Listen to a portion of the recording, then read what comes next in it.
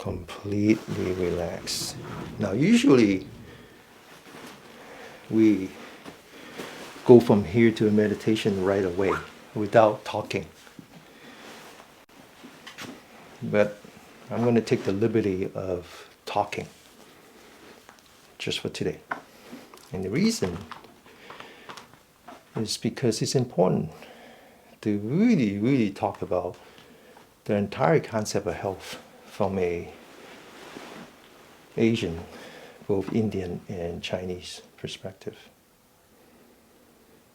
I want you to think about something. What if you disappear tomorrow? You're gone. Well, that's going to affect people, affect your loved ones, for sure. Do you think you would have an effect on Earth itself? I don't think so.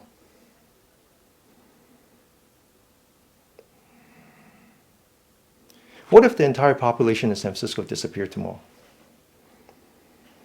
It's going to have some effect. But do you think it would have an effect on the solar system? I don't think so. What if the entire population of planet Earth disappeared tomorrow? Do you think that's going to have an effect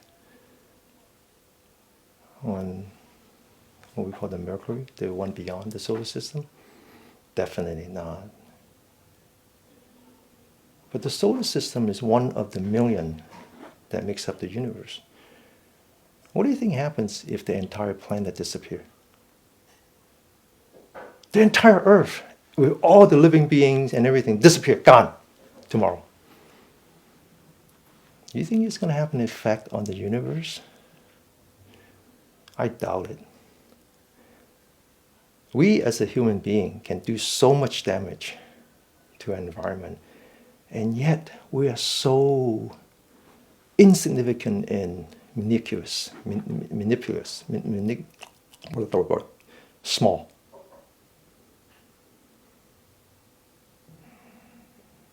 Now, I'm a very logical person. I like logics. So I want you to think about this in the reverse. Since we have no effect on the universe, how much effect does the universe have on us compared to what we can do to ourselves? I bet the effect on the universe on us is tremendous.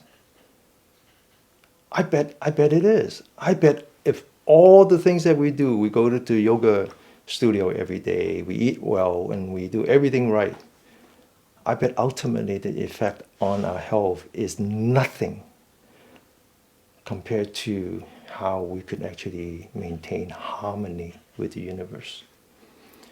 Because the universe is so tremendous.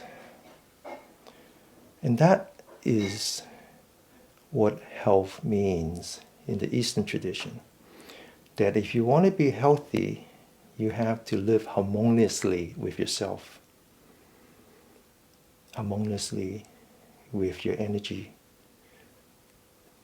harmony between the materiality and the mentality, harmony between the yin and the yang. If we as a species want to maintain our viability for our children, we have to learn how to live harmoniously with our habitat. The year that I was born, 1956, was the year the scientists discovered a new kind of virus. Until then,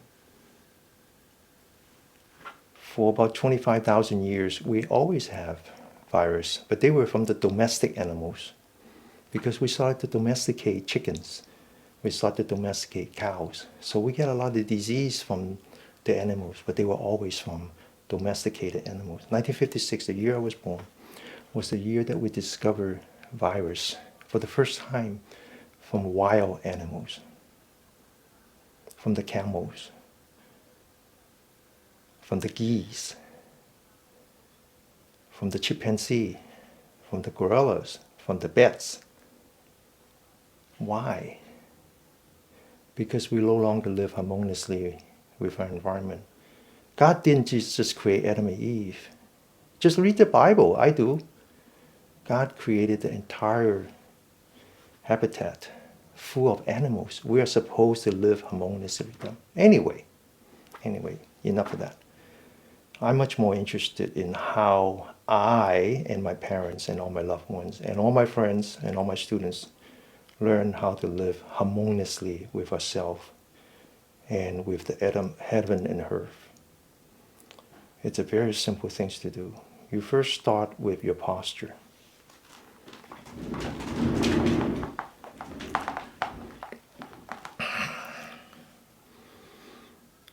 This is called the 7-point sitting posture of the Bhairachara.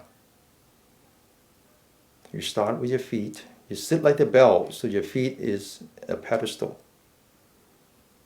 If your feet are not touching your yoga mat or your sitting cushion, you put some pillows there. So you're not using any of your muscle. You're not using any of your fire element.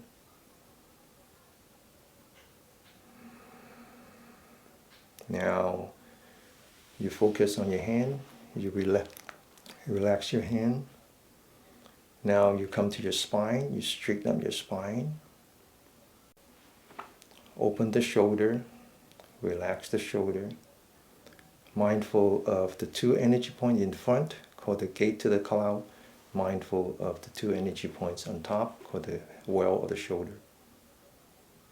Now you take your forehead. Once again, you don't want to support your head with your muscle. It's 25% your weight. So you take your forehead, you lean back so that the neck touches the collar. Then you tuck in your chin so you're putting pressure on your 2 arteries. Now you take your entire body and you lean forward. Now as you lean back, mindful of your hip, keep the hip forward while you're leaning back the upper torso. You notice that you're putting pressure now on the 2 energy points in the back, right where your adrenal is. By maintaining pressure on your adrenal, you're shutting down your stress hormone. You're forcing your body into an autonomous state called the parasympathetic state. Rest and digest. Now you take your entire body and you lean back a little bit more, as if you're falling over. Now the top of the head, the 100 meat, and the bottom of your upper torso, the yang meat, forms a straight line.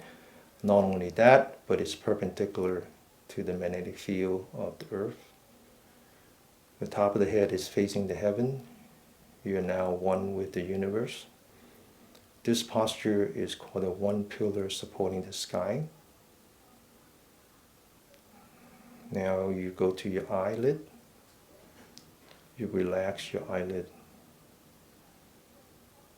Try to open 1 eye or 2 eyes. Open just enough that you can see through your eyelashes, so you can see through and see your knee and the floor. Now you take your tongue, because now you're in a rest and digest, your saliva gland is reactivated. So you create a lot of saliva, so you want to make sure that you don't choke on that. So you take your tip of the tongue, touch the roof of your mouth, let the saliva flow into your stomach, helping your digestive system and your immune system. At the same time, you're closing up the gap, the gap on the electrical circuit. This is the first step. This is how you live harmoniously with the universe. It's from the posture. You're so insignificant that you're just like a whisker standing straight on the surface of the earth. But because the universe is boundless, you are now the center of the universe. That's the first step. The second step is we start to pay attention to our breath. the one real organ, back to the usage of the terminology, the one real organ that the Western scientists have completely disregarded is the connective tissue and the diaphragm. Why? Because they learn everything they do. A medical doctor, after they pay the tuition, they have to go buy a cadaver that become their friend for the next 6 months. And all they do is cut it up and learn from a dead body. Their entire knowledge of medical science, including those that apply to you, was learned from a dead body. And the first thing they do with the dead body is they cut away all the connective tissue. Throw it, because it's just nothing but trouble. But the connective tissue is the key to your energy field. And the way to activate the connective tissue is with your diaphragm. So we're going to have to learn or relearn breathing with your stomach. Try to observe your breathing. If you cannot see your breathing, that's okay. I will show you how to do 3 deep breaths by opening your mouth. This is the only time you're allowed to open your mouth. Open your mouth. Breathe through your mouth, very slow, very gently, very firmly. Emptying your stomach. Feel how your stomach, as you blow air through your mouth, feel how your stomach gently, slowly collapses because you're lifting up your diaphragm. And then relax. Close your mouth. Let the air come in through your nose. Feel how your stomach expands because you're lowering your diaphragm. One more time. Breathe air through your mouth. Very gently. Feel your stomach collapsing. Relax. Feel the air comes into your mouth again. Nose again. Now you're pretty much, I think by now you can feel your breathing. So as soon as you know that you're breathing in, open your stomach. As soon as you know that you're breathing out, empty your stomach. Press in your stomach. We call this intentional breathing. Now maintain your posture, okay? Adjust your spine, pull up your spine, open your shoulder, lean back your forehead, tuck in your chin, relax your eyelid, touching the roof of your mouth. Focus on your breath now, one at a time. You're actually now exercising all the organs in your inside of your upper torso, all the critical organs. Doing metabolic therapy, reversing all the damage that the hormonal imbalance has done. Putting your body completely in the parasympathetic state, relax and digest. That's the second state. The third state has to do with one of the benefits of doing abdominal breathing, which is that you're exercising your intestines. Your intestines is 5 times the height. If you stretch it out, it's 5 times your height. A lot of surface area, a lot of electricity that it generates.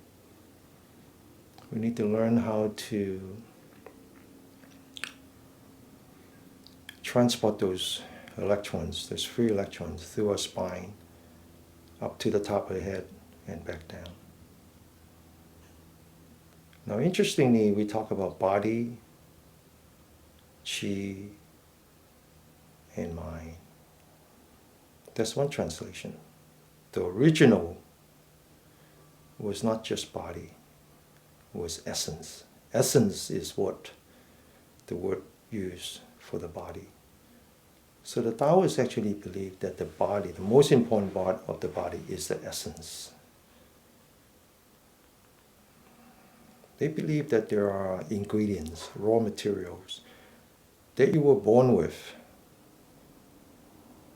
There's a limited supply of this essence, and if you don't use it properly, you waste it. Then you have essentially sacrificed your health. So being healthy also means using these essence properly. So where are these essence? Well, they're everywhere. Particularly all the organs that have a left and a right, like our reproductive organ. Now, of course, we know that women has the reproductive organ that have the eggs, and we know that egg is of a limited supply. Turns out the Chinese believe sperm is similar. Well, maybe not the sperm, but the essence of the sperm. They also believe that the blood comes from the marrow, which is true. The red blood cell and the white blood cell comes from the marrow. They believe that the essence of the marrow is stored in the kidney, and the kidney is the seed of all life. That's why the kidney looks the way it does. The kidney provides the essence to the spine produces the marrow gets transported into the brain. They believe that the brain matter is an extension of the marrow. I just want you to focus on the essence by focusing on the organs that has the left and the right. By first going down to the bottom of your upper torso, envision your reproductive organ, whether they are the ovary or their testicle. From there, I want you to focus your attention to the bottom of your spine. I want you to continue to walk up the spine. Now you're in between the two kidneys, the left and the right. Continue to move up to the back of your spine. Now you have the lung, the left and the right. I want you to move up to the back of your head. You have your ear. Your ear has liquid, right? Because if there's an imbalance of the pressure in your ear, you know what happens. Now you go to the mother of all essence, your brain, which has the left and the right. I want you to travel from the back of the head to the top of the head, all the way around the brain to the front, to the forehead. Come down through the bridge of your nose. You have now the left and the right eyeballs, which also has essence, obviously. Come down through the bridge of your nose, to the tip of your nose. Travel across your mouth, through your tongue, to the chin, all the way down to your belly button, all the way down back to your reproductive organ again. Come back to the bottom of your spine, maintain pressure on your adrenal. Come up again, okay? But I want you to coordinate that with your breath. As you breathe in, feel the freshness of the air coming in through your nostril. Feel the positive energy. Start at the bottom of your upper torso, move up, bring all that positive energy through your spine, all the way to the top of your head. Feel how your head cools as you receive those positive energy. As you breathe out, I want you to start at the forehead. Feel the dampness of the air. Feel the negative energy. I want you to take all the negative energy, all the anxiety, all the pain, and just let them settle by its own weight. They're very, very heavy. Just let it come down. Feel the weightiness, feel the heaviness on your feet as if there's absorbing all your negative energy. Go back to your reproductive organ, go back to your kidney, and as you come up, I want you to bring this body with you. Stretch your spine, open your shoulder, relax your forehead, lean back your forehead, tuck in your chin, relax your eyelid. And when you reach the top of the head, start to let the negative energy sink by its own weight. Don't push it, but I want you to lean back as if you're getting out of the way the negative energy and let it come down. Okay? So we're going to spend the next 3 minutes doing just that on your own. I want you to commit 3 cycles at once, at one time. Up, down, up, down, up, down. Very slow. And then when you finish 3 cycles, you can choose to commit 3 more. Just relax. No expectation. Let the energy comes out on its own. Remember, Your posture is called the one pillar supporting the sky. And eventually you will feel this energy traveling by its own will, and you're just chasing it. That's when we call the wandering dragon chasing the pearl. Okay, 3 minutes.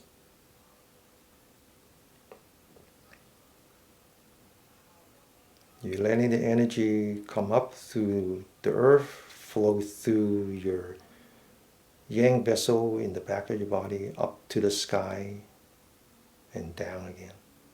You are now part of the universe, living harmoniously with the universe. That's the beginning of your health.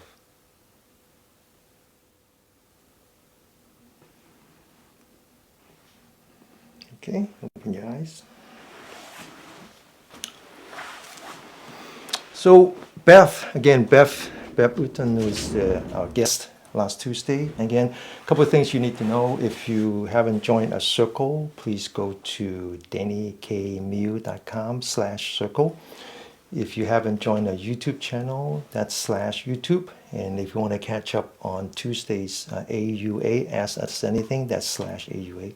So one of the things that Beth talks about is the idea of meditating on the 4 elements, because there are actually 40 ways. So somebody wrote a treatise on this and summarized all the different ways that the Buddha have taught meditation, taught mindfulness. So the things that we know are like the mindfulness of the breath, mindfulness of the body, mindfulness of the feeling, and so forth and so on. Mindfulness of Buddha, mindfulness of all kinds, 40 different ways. And one of the ways that he taught was the mindfulness of the 4 elements. Now, I didn't say much because I really want Beth to spend as much time as possible sharing with us her knowledge. But what I would like to add, if you have seen the AUA, is that what we're practicing just now is the mindfulness of the 4 elements. So the 4 elements are the earth, the water, the wind, and the fire. So most people think that, breath is the wind. Breath is not the wind. Breath is a combination of wind, water, and fire. Because breath is not just breath. Breath has moisture. Breath has heat, body heat. So how do you know? So very rarely do we have pure elements. It's always a combination. So what is the definition of the 4 elements, and why is it that what we just did was the mindfulness of 4 elements? There's a very good explanation, because first of all, let's get back to materiality versus mentality. So materiality, the Pali word is rupa. The mentality is called nama. So it's actually the physical versus the metaphysical. We exist in both, right? So Western science thinks that we exist only as a body. And that's because for years they were under the control of the Catholic Church. The mind doesn't belong to them. The mind belongs to the church. So they can't cross over. Whereas the Asian, the Chinese, they never had that problem. For them, it's everything. So what is physicality? What is mentality? It's not just our body. It's actually the universe. So everything combined is called materiality. So within that, we have the 4 elements, which are the earth, the water, the fire, and the water. But we also have what is called the 5 senses: the eye, the nose, the tongue, the ear, and the body. There's actually the 6th, which is the brain, but we'll put that aside for a minute. So what's the relationship between the 4 elements and the 5 senses? So there was a very good explanation. Actually, one of my grandmasters from Hong Kong. He said this. He says, if you could feel it, you can see it, you can smell it, and you can taste it, that's the earth element.